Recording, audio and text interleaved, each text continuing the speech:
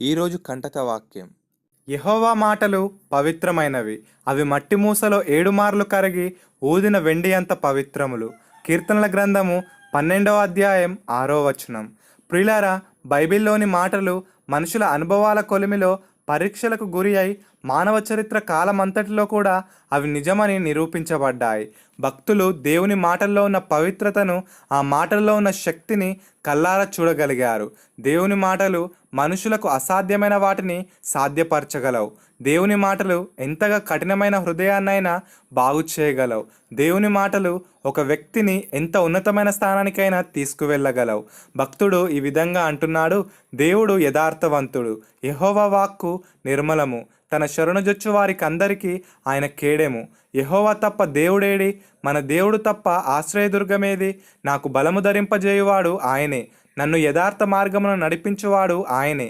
ఆయన నా కాళ్ళు జింక కాల వలె చేయుచున్నాడు, ఎత్తైన స్థలముల మీద నన్ను నిలుపుచున్నాడు అని. ప్రియులారా, ఒక్కొక్క వ్యక్తితోనూ ఈ ప్రపంచం అంతటితోనూ ఎలా వ్యవహరించాలో దేవునికి బాగా తెలుసు. ఆయన ఎన్నడూ పొరపాటు చేయడు, అన్యాయంగా ప్రవర్తించడు, చేయవలసిన దాన్ని చేయకుండా మానుకోడు. భక్తిహీనులు దీన్ని అర్థం చేసుకోలేక లోకంలో జరిగే వాటి గురించి దేవునిపై తప్పులెనుతూ ఉంటారు. దేవుడు సమస్తమును చూస్తున్నాడు. ఆయనకు మరుగైనది, ఆయనకు అసాధ్యమైనది ఏదీ లేదు. ఒక్క క్షణంలో ఆయన పరిస్థితులను పూర్తిగా మార్చివేయగలడు. ఇకనైనా మనుషులు ఆయన వైపు తిరుగుతారని, ఆయన మార్గంలో నడుస్తారని ఆయన ఆశతో ఎదురు చూస్తున్నాడు. భక్తుడు ఈ విధంగా అంటున్నాడు: ఆకాశ మండలమా చెవినొగ్గుము, నేను మాట్లాడుదును. భూమండలమా నా నోటి మాట వినుము. నా ఉపదేశం వానవలె కురియును, నా వాక్యము మంచు వలెను, లేతగడ్డి మీద పడు చినుకుల వలెను, పచ్చిక మీద కురియు వర్షం వలెను ఉండును. నేను యెహోవా నామమును ప్రకటించెదను, మన దేవుని మహాత్యమును కొనియాడుడి. ఆయన ఆశ్రయదుర్గముగానున్నాడు, ఆయన కార్యము సంపూర్ణము, ఆయన చర్యలన్నీయు న్యాయములు. ఆయన నిర్దోషి అయి నమ్ముకొనదగిన దేవుడు, ఆయన నీతిపరుడు, యథార్థవంతుడు అని. ప్రియులారా, ఎవరైతే దేవుని యందు భయభక్తులు కలిగి ఆయన మార్గంలో నడవాలని ఇష్టపడతారో వారికి ఆయన తన మార్గమును గూర్చి ఉపదేశిస్తాడు. తన న్యాయ విధులను బట్టి వారిని నడిపిస్తాడు. ఆయన చేసిన నిబంధనను, ఆయన నియమించిన శాసనములను గైకొని వారి విషయంలో యెహోవా త్రోవలన్నీయు కృపాసత్యమయములై ఉన్నవి.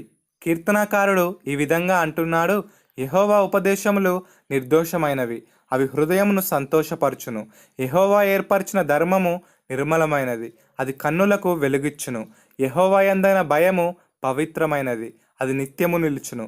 యెహోవా న్యాయవిధులు సత్యమైనవి, అవి కేవలము న్యాయమైనవి.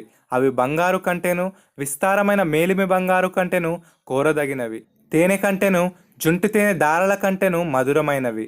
వాటి వలన ఆయన సేవకుడు హెచ్చరిక నొందును, వాటిని గైకొనుట వలన గొప్ప లాభము కలుగును అని. సహోదరి సహోదరులారా, మనం దేవునికి విధేయులమై దేవునికి ఆయాసకరమైనవి ఏవేవి మన హృదయంలో ఉన్నాయో వాటినన్నింటినీ తొలగించుకొని దేవుని వాక్యంతో మన హృదయాన్ని నింపుకొని ఆయన మాటల ప్రకారంగా ఆయన మార్గంలో నడిచినట్లయితే దేవుని కార్యాలు మన జీవితంలో, మన పట్టణంలో, మన దేశంలో జరగడాన్ని కల్లారా చూస్తాం. ఈ వాక్యం, దేవుని మాటలు పవిత్రమైనవని, నిర్దోషమైనవని, అవి మన హృదయాన్ని సంతోషపరుస్తాయని, వాటిని గైకొనడం వలన గొప్ప లాభం కలుగుతుందని, దేవుని అద్భుత కార్యాలను మన జీవితంలో చూడగలమని తెలియజేస్తుంది. కనుక ఈరోజంతా ఈ వాక్యాన్ని ధ్యానిస్తూ దేవుని మాటలను మన హృదయంలో ఉంచుకొని ఆ మాటల ప్రకారంగా జీవిస్తూ ఆయన మార్గంలో నడిచేవారమై ఉందాం. అట్టి కృప దేవుడు మనకు దయచేయునుగాక. ఆమేన్.